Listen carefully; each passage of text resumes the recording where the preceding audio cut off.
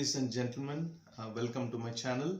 This is Tanush, and today we'll be discussing about Sun's transit from Libra to Scorpio, which is supposed to happen on 16th of November 2020. So finally, Sun, which is considered as the king, is out of its debilitation and will be getting into the sign of Scorpio, where Sun is quite comfortable. So let us discuss few things first. Let us discuss what does Sun represent, what does the sign of Scorpio represent, and once Sun moves into Scorpio, it will get in conjunction with Ketu, which is already sitting in Scorpio. So let us also see what does Ketu represent and what this conjunction of Sun and Ketu is going to bring about. So Sun is the king. It represents our soul. It is the willpower, it is courage, efforts, immunity.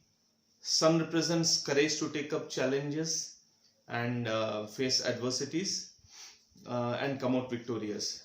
Sun also represents father and government.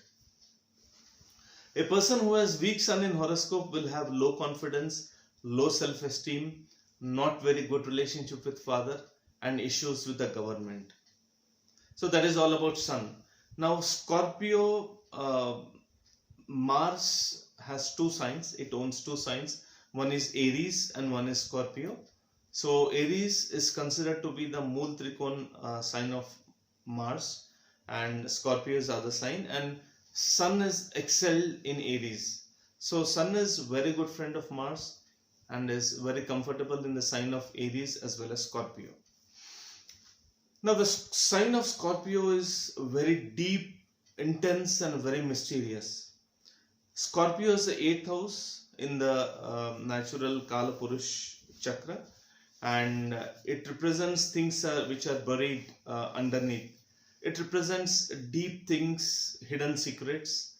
It is a very aggressive, secretive and intense sign.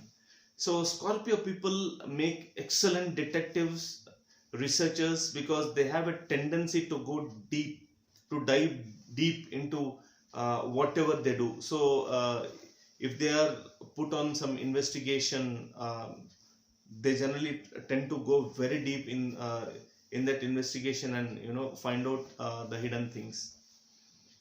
And also the Ketu is currently in the sign of Scorpio, and Ketu is considered to be exalted in the sign of Scorpio. Let us briefly see what does Ketu mean. Ketu is a headless shadow planet, also known as the south node of the moon, and because it is headless, it doesn't like to think. It's a spiritual planet and represents things which we have already achieved in our past life and things which we are not going to get in this life. So it brings about a lot of frustration. It also represents, because it's a spiritual planet, it represents letting go of things and embracing the spiritual life.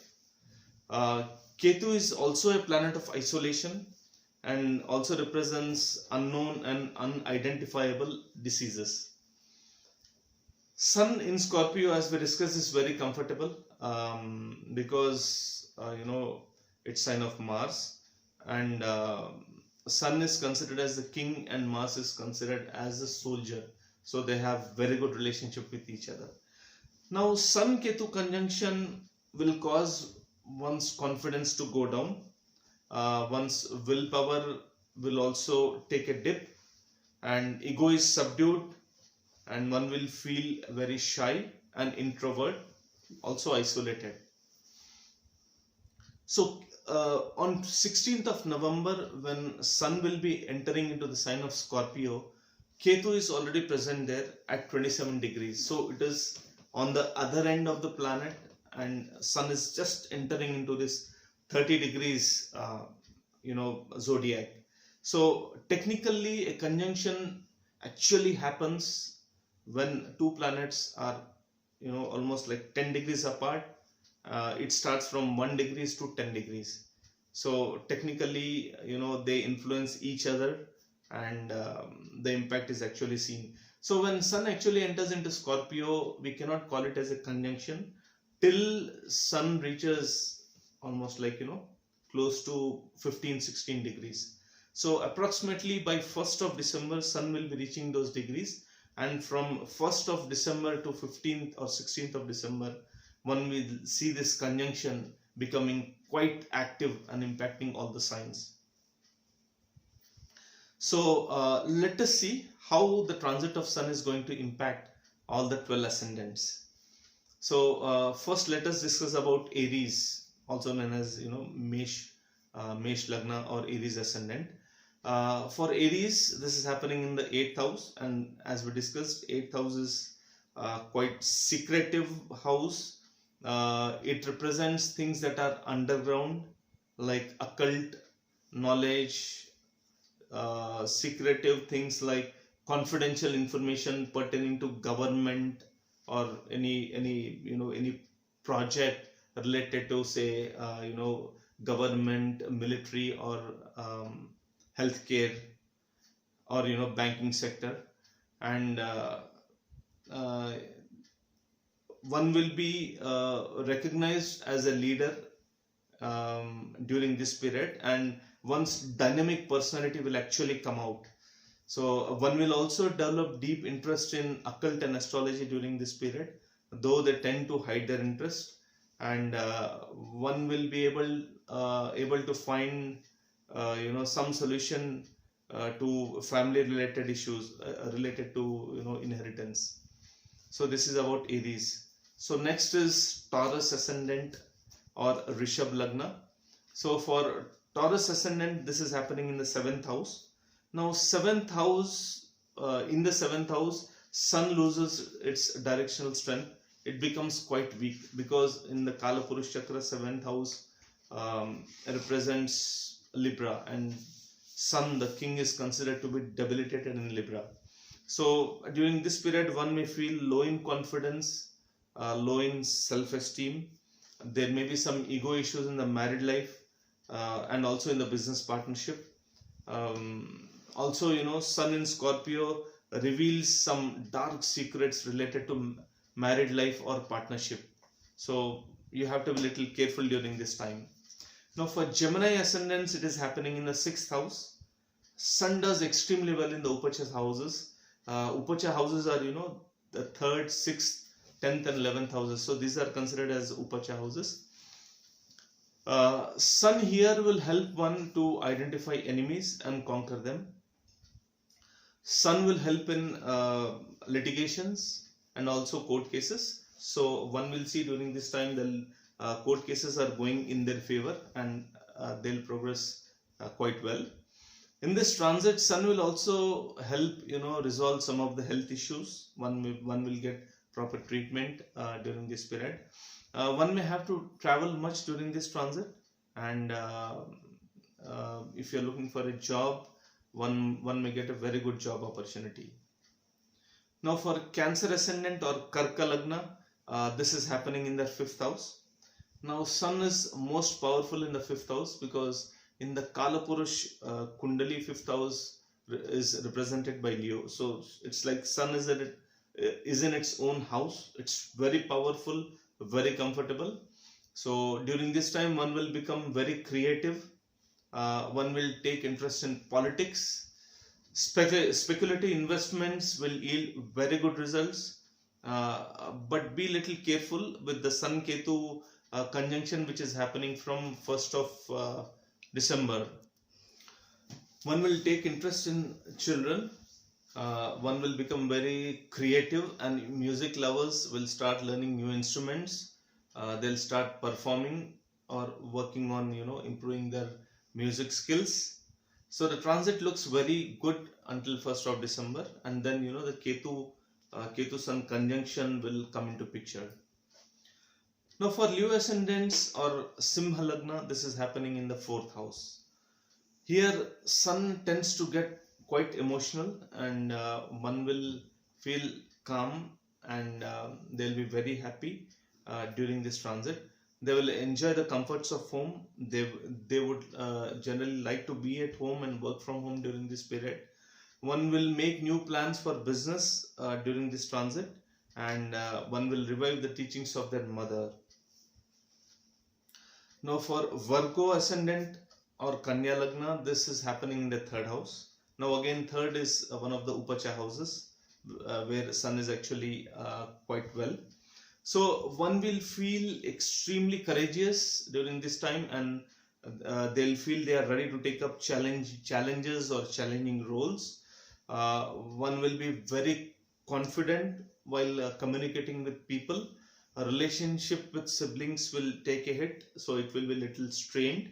One will make short distance travel.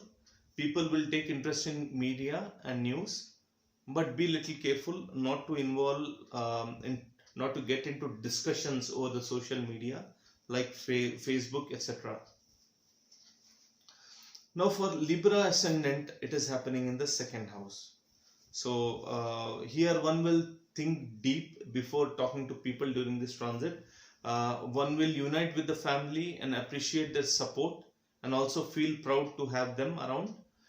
Investments will yield good results because the 11th lord in the second house is a kind of Dhana Yoga, so it will yield very good results till 1st of December. One will be very happy to go out and eat food of their choice.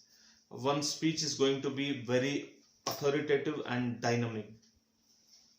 So it's a good transit for Libra too. For Scorpio ascendants, obviously, it's happening in their ascendant. Basically, Vrishchik Rashi, it's happening in your ascendant. So this will increase your ego. One will feel that he deserves to be in the top position, and this will cause a lot of frustration. One will feel very confident, and one's personality will be seen in the public. One may have ego issues with the spouse and business partners. One will also become very critical about others during this period, but the confident personality of a person will be seen from far distance. You are going to look very magnetic during this period. Now for Sagittarius ascendant or Dhanu Lagna, it is happening in your 12th house. So one will like to go out on long journeys during these times. One will plan to work on foreign travels and visa related issues. One's interest in spirituality is kindled again, and people will be very happy to go on pilgrimage. People might discover things which were kept as secret for a long time, and one may give away in charity during these times. Now for Capricorn or Makar Lagna, it is happening in their 11th house. So one will suddenly gain money during this transit. This also shows gain from in-laws. One will meet old friends during these times. One will get into some very good authoritative position. Social networking circle will increase, and one will make new friends who are in very good position of authority. Now for Aquarius or Kumbha Lagna, this is happening in the 10th house. So Sun does very well in the 10th house. Sun feels a lot of courage in the 10th house. So one will get into authoritative position like managers or supervisors. One will focus on working very hard during this time, and they'll achieve success. However, one may not be very happy with the micromanagement of the superiors. Confidence will be all-time high, and one will overcome obstacles easily, and willpower will be great. So don't lose focus on the domestic matters, otherwise this transit is going to be very good for you. For Pisces ascendant or Meena Lagna, this is happening in the 9th house. So one will get interest to go deep in higher studies or study of philosophy, and during these times one will be interested in preaching activities. One will appreciate teachings of their fathers and revive them. Good time for teachers. They will feel very happy and proud of their profession. but one has to be little sober in their communication with father, people, and authorities. So guys, this was my analysis on transit of Sun to Scorpio. If you like the video, you can subscribe to my channel. For personal consultation, please visit my website. Thank you so much for watching and take care. See you soon with another video. Bye.